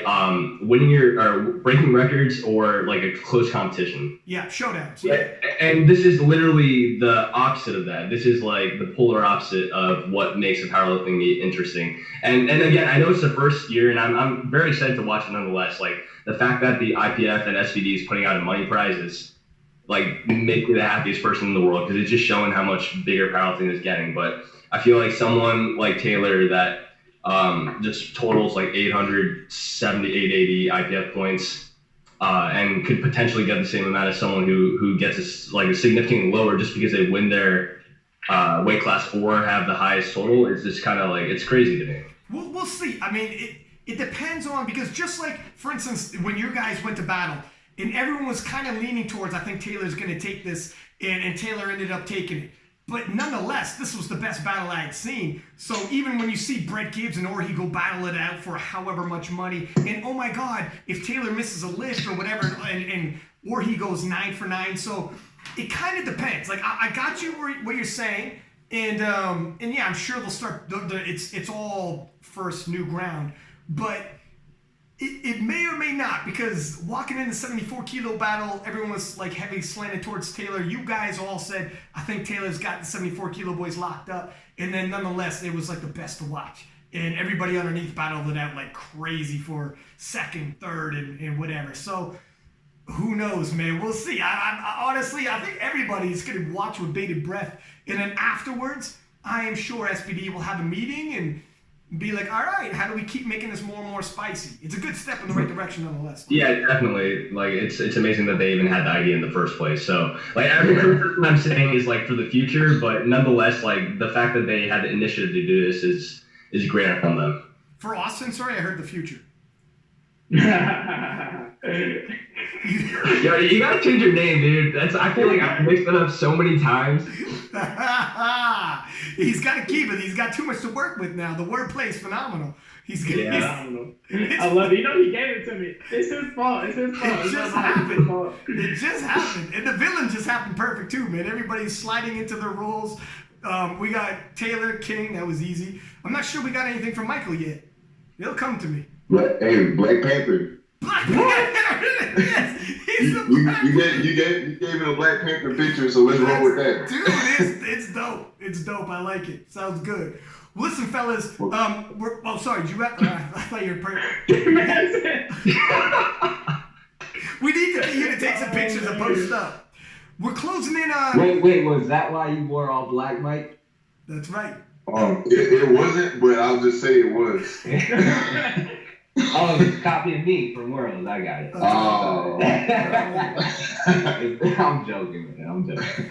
So we're closing in on hour 45, fellas, and these podcasts are dope. We got to keep doing them. Thank you for giving the time to hop on here. Like, it's not just for us, but like powerlifting in general needs this kind of heat going into the Nationals. Needs this kind of heat coming out of the Nationals, going into the next Worlds and next Nationals as well. So appreciate the time. I know it's not easy to talk to the guys you're going to compete against. So, you know, it creates tension and pressure. And you guys, when you say the things you say, it puts pressure on you, but it also builds anticipation for everybody watching. Like, it's needed. You guys, the reason you guys came on here, put yourselves out there, made some big, boasts and claims, and because of that, everybody cared. And then when Ricky hops out there and people are booing, and by the end they're cheering, you realize that you did your job. People are posting in the Instagram stories, and I'm reposting, and other people besides yourselves are posting, I'm on Team Atwood, I'm on Team, Austin Perkins or whatever. It gets people going, so like, you're doing your job, and I appreciate it. Is there anything you guys want to say before we let you go? Any last? Race to 800. That's it. Race to 800. Hashtag race to 800. And the race is on. Yeah. There's the hashtag for 2020. Race to 800. I like it. Race to the money. Race to the money. Hey, grab all the chips. I'm grabbing all of them. Hey, just forget the king. Just call me Lays. All